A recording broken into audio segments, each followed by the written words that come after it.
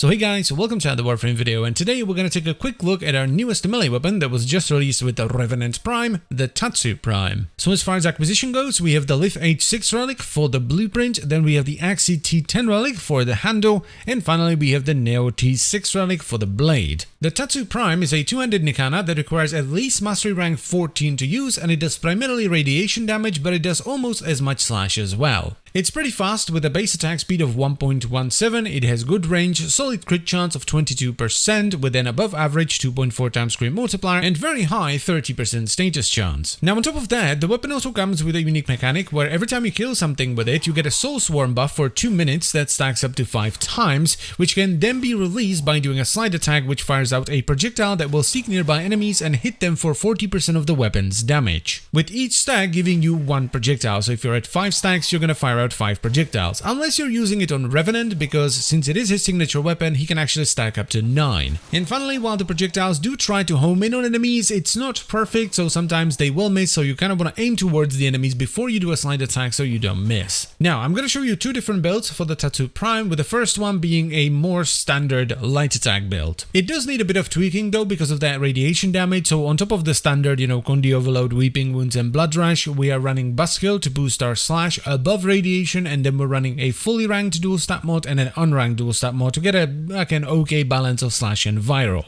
This performs pretty well, though the radiation damage does get in the way a little bit, but it does more than enough damage to chop its way even through Steel Path. The biggest advantage here over the standard Tatsu is the crit chance, of course. You actually get a decent amount of crit through Blood Rush, so you will see orange crits as well, which with an above average crit multiplier then does a lot of damage. But it's definitely not the most damage you can get out of this weapon. If you want big damage, you want to go for a heavy attack build instead. But why is that? Well, because two-handed Nikanas, or rather the stance for two-handed Nikanas, Wise Razor, has a forced slash proc on its heavy attack. So what you can do is build the weapon towards as much damage, crit and viral as possible and just use heavy attacks, which, as I mentioned already, provides you with the most damage. Even a yellow crit without a viral proc, so basically the worst case scenario, will usually do more than enough damage to kill the vast majority of enemies in the game. If, however, you land an orange crit or even an orange crit with a viral proc, which isn't too uncommon, it will pretty much one-shot everything that's not immune to status. It's actually a very solid setup, and even though I'm not a big fan of heavy attack builds myself, I do actually like this one a little bit more than the light attack build. So overall, the Tatsu Prime is actually a pretty solid melee weapon. It's not like mind-blowingly good, but it's definitely good enough to do pretty much anything the game can throw at you. It's definitely better with a heavy attack build though. The question here is it worth getting over the other two-handed Nikanas? And the answer to that is, I'm genuinely not sure.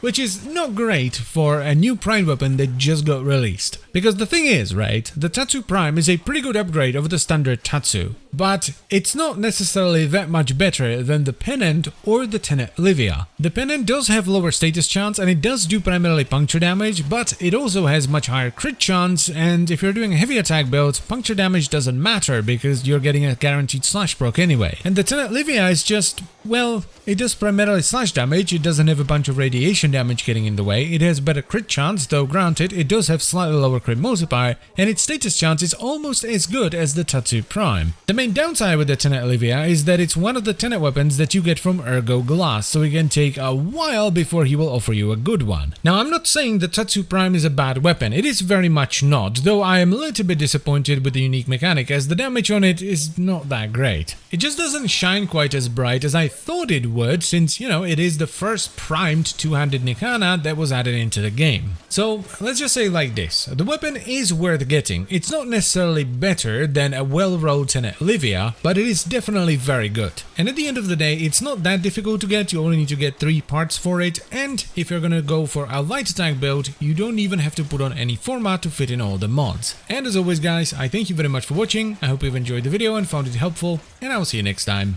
Bye bye.